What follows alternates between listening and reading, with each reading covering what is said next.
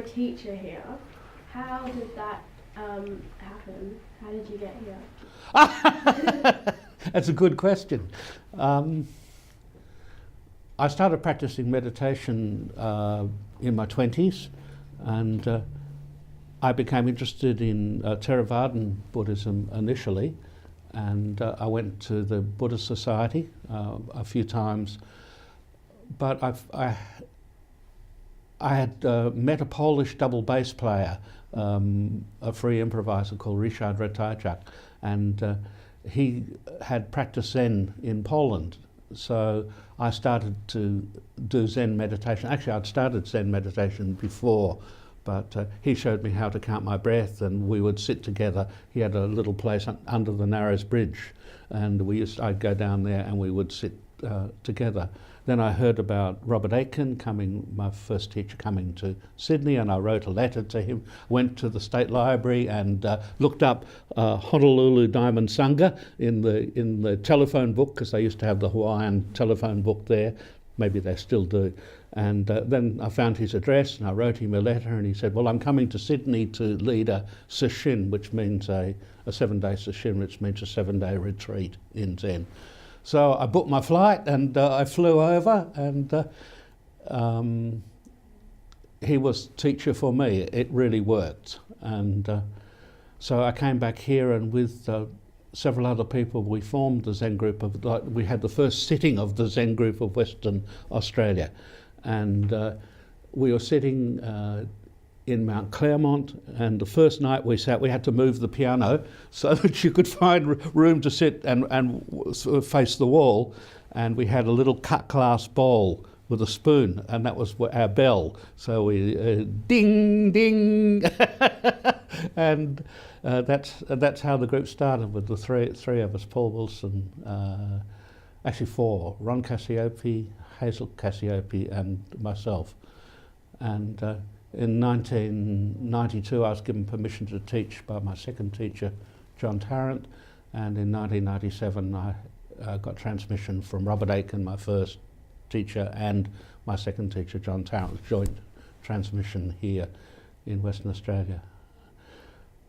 I think that covers the ground. Yeah, it covers the question as to how this group was founded as well. So oh, good.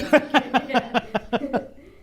So what exactly is the main objective of this group?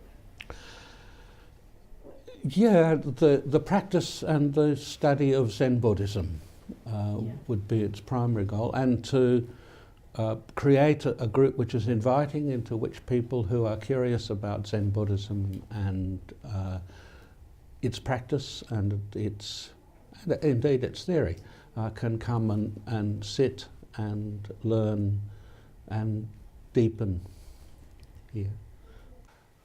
I would advise them to take up Buddhist meditation, whether it be Zen Buddhist or Tibetan Buddhist or Theravadan. Look, the changes that happen when people practice sincerely are very deep, and it's not necessarily just a fix-it thing, like if you practice this will happen. But if you practice devotedly, mostly you can't see what is happening in terms of the change in an immediate sense. But people become deeper in their life, more intimate with reality, more intimate and connected with others, less self-centered, and much more deeply connected in. The sense of self is not confined to this body here, but it's actually quite embracing and includes whoever and whatever is there. These are huge and transformative changes for people.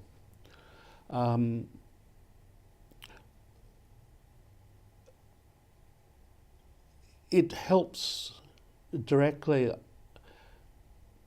in terms of when we behave impulsively. For instance, are impulsively angry with someone. Buddhist meditation, Zen Buddhist meditation, creates that pause before we react. So in a way, it has a kind of safeguard. It's like, oh, feeling angry, rather than not. I mean, it doesn't mean that you don't get angry, but in a way, how you relate to others is quite different. That's just one effect. I think also people are more honest. You know, there's a Zen in particular, Zen Buddhism in particular, the sense of humour is very important. And this may not be so much like other Buddhist traditions, but actually fosters a sense of being quite ordinary, not special, but ordinary, and can see the funniness. Also, Zen Buddhist meditation, I've switched from Buddhist meditation to Zen Buddhist meditation, also means you don't sweat the small stuff all the time. You know, mostly when we are very upset, it's often over tiny things. Often when people are confronted by huge things, they are fine, but it's the small beer that really gets under our skin. And I think Zen cultivates that kind of lightness around that, of not being so caught up in she insulted me or he insulted me, I'm really angry about blah, blah, you know, and that stuff makes it easier to let go, I think, of that, which may make us easier to live with. The general community in Australia? Yeah, that's a good question.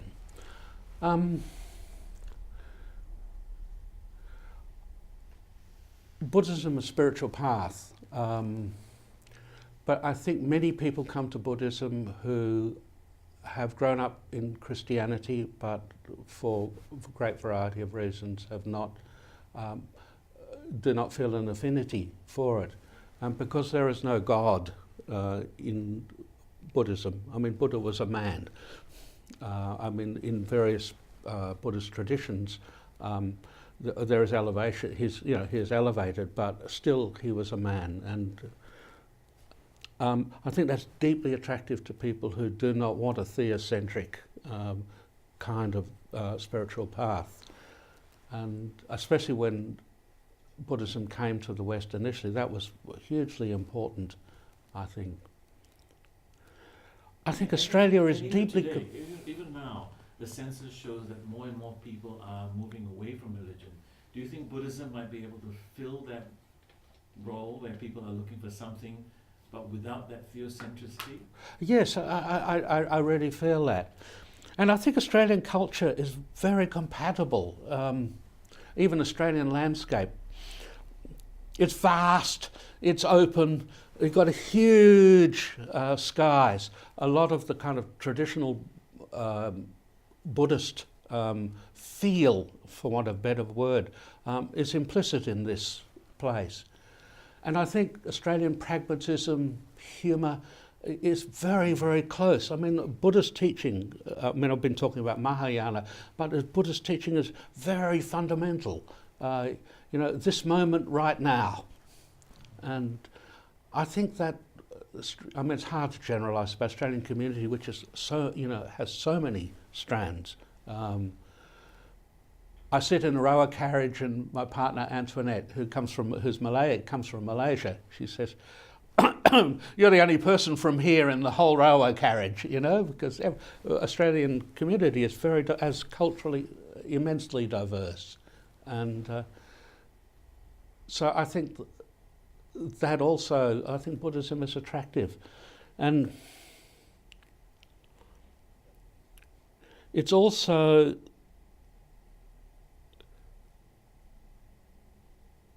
it's not particularly priest-centred, it's individual-centred, in the sense that you have to do the work yourself. You know, you have to take responsibility, yeah. And for many people, that's very attractive.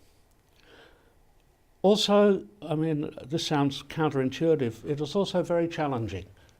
And I think these days people are sick of, you know, the quick fixes, weekend workshops, change your life, and it doesn't work, it doesn't stick.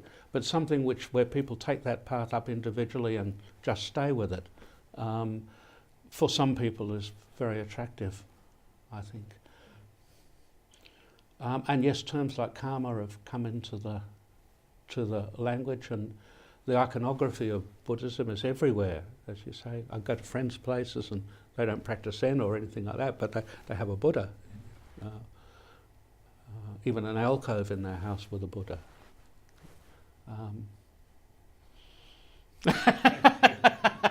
So I could go on for hours, but yeah. I think that it will grow in Australia, is my sense. And they say the first 100 years is the most difficult. It takes a long time. I mean, when Buddhism went from India to China, it was centuries before the sutras were translated into Chinese, 200 or 300 years. It grows.